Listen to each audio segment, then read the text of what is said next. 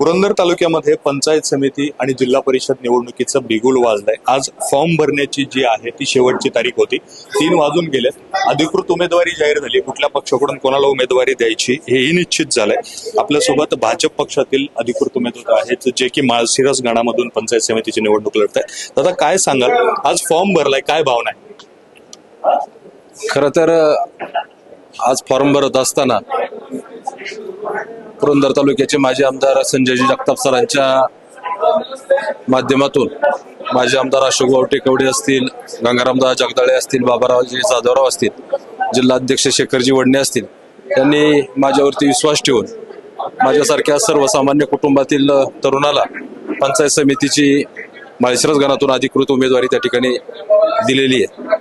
खरं तर मी स्थानिक पातळीवर ग्रामपंचायतच्या माध्यमातून काम करताना जे काम केलेलं आहे त्या कामाची कुठेतरी पक्ष नेतृत्वाने दखल घेतली आणि मला त्या ठिकाणी उमेदवारी दिलेली आहे। माझा एकंदरीत प्रशासनाचा असलेला मला अनुभव पाहता ही निवडणूक माझ्यासाठी खरं तर ज्या ठिकाणी माझी उमेदवारी जाहीर झाली त्याच ठिकाणी माझा विजय निश्चित त्या ठिकाणी झालेला आहे। मतदारांना काय आवाहन कराल? मतदारांना माझं हेच आव्हान आहे की आपण समोर असलेले सर्व उमेदवार पाहावेत, या प्रत्येकाचं काम पाहावं। मला स्थानिक पातळीवर गावात काम करण्याची संधी मिळाल्यानंतर मी माझ्या गावाचा ज्या पद्धतीनं विकास केलेला आहे त्याच पद्धतीने माळशिरस पंचायत समितीचा गणाचा विकास करण्याचा भविष्यात मी त्या ठिकाणी प्रयत्न करेल आणि माझं काम पाहूनच म्हणजे उमेदवारांचं काम पाहूनच लोकांनी त्या ठिकाणी मतदानाचा आपला हक्क बजवावा। इतर उमेदवार कोण आहेत, त्यांचे नावं काय?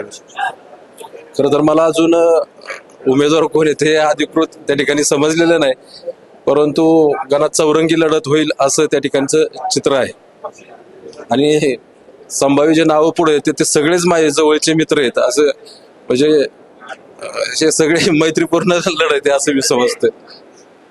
नक्कीच तर हे होते माऊली यादव, माळशिरस गणामधून माळशिरस पंचायत समिती गणामधून ते भारतीय जनता पार्टीकडून अधिकृत उमेदवारी मिळवून पंचायत समितीची निवडणूक लढवत आहेत।